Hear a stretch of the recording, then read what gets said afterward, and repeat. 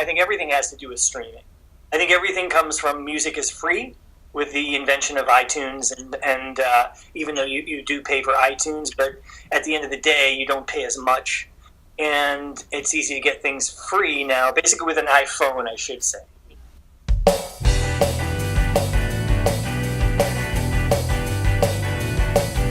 I'm Matt Goodman, and welcome to the Future of Live. I'll be taking you through the journey of up-and-coming musicians as they navigate the ever-changing music industry. I will be focusing on the artist perspective because of my background as a drummer and a performer.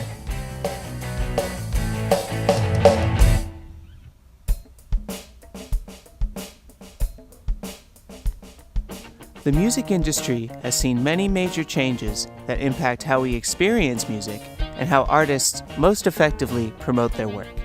In the early 20th century, artists relied on performance as the main way to get their name out. Towards the 1950s, recording technology improved and the sale of vinyl records supported musicians' careers. Over time, vinyl was replaced by cassettes, CDs, MP3s, and ultimately streaming. Music streaming is a subscription-based model where listeners pay a monthly fee to have access to music catalogs.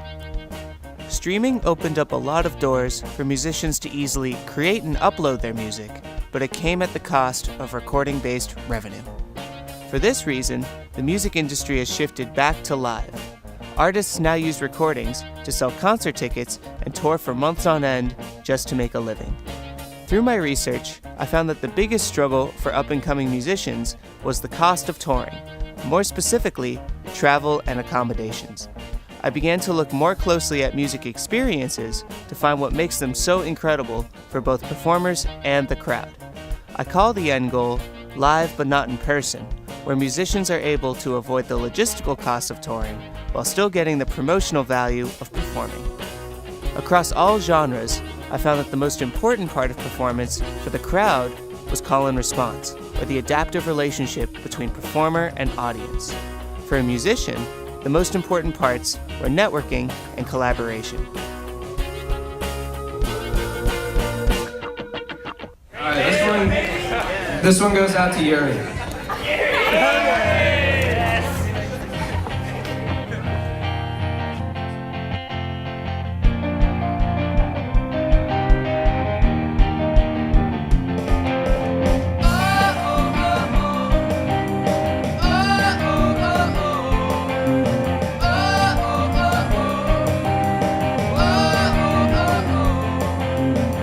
So collaboration for me is definitely one of the biggest elements of my work in both the studio and the live performance.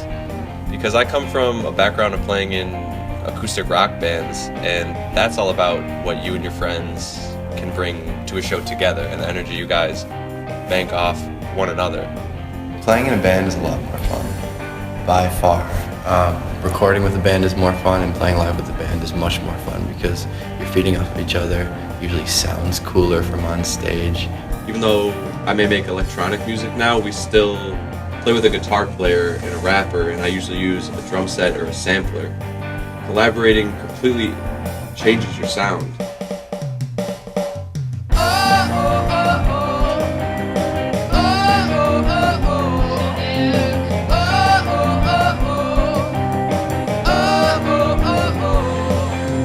There's an entertainment factor that goes into it, and not every group has it, but when a group really connects with an audience, it gets them excited, it's undeniable, and you can feel that energy all in the room.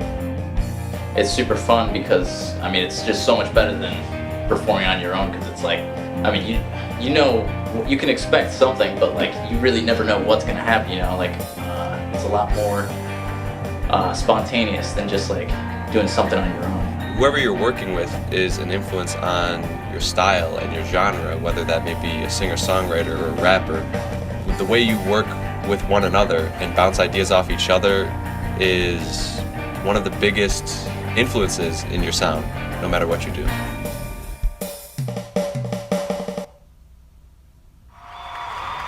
Yeah. Hell yeah! What's good, West Guy? Y'all been good fans tonight. I mean, the way this group got together, Boothead in the Chairs, I mean, basically,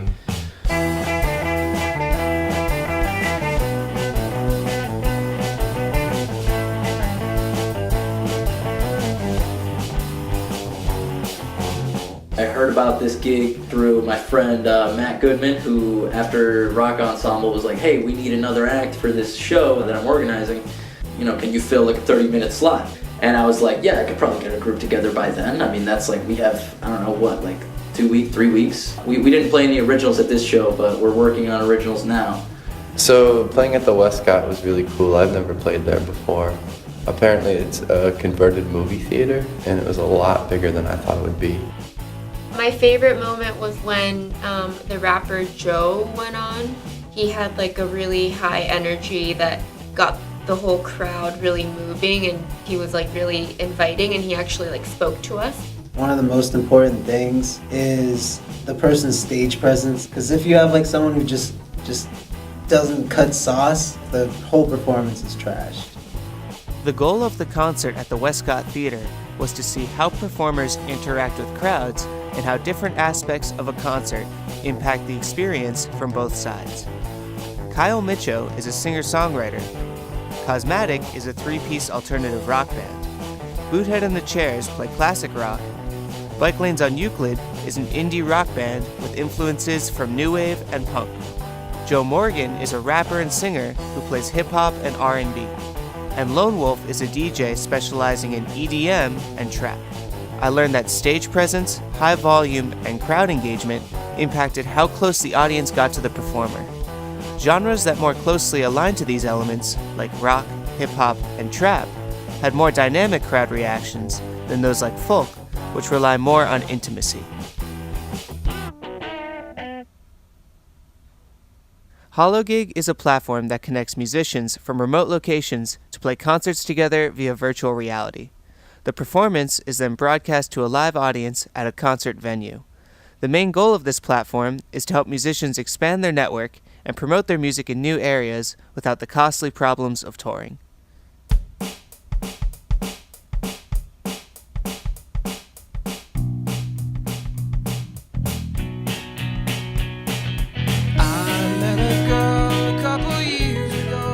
From the performer's perspective, playing in virtual reality allows for a call and response relationship both with other musicians and with the crowd. This is based on my insights about crowd engagement from the Westcott Theater. All the performer needs is a laptop, an audio interface, 2 cameras, and a virtual reality headset to be able to broadcast their performance to a crowd in a different location. From the crowd's perspective, performances will be broadcast on video boards with concert-quality audio.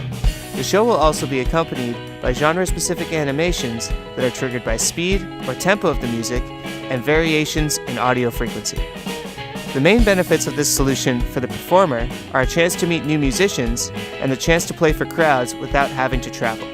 For the audience, this platform creates unique musical collaborations that otherwise would never happen in a performance. I guess growing up, I never really had anybody to like really jam with until I think I was around 12 or 13. I went to this like summer camp that was centered around being in a rock band. And it was so much fun to like meet new people and finally have other people to like play off of and jam with. Like it was just so much more fun. Playing in VR was really cool because it looked like everyone was right there. VR's fucking dope, man. I mean, once you go to VR, it's like we're living in 3018 over here. Like, shit. I could play with people that are in a different place. Until someone can afford to tour, I think this is one of those solutions that could help them get their name out.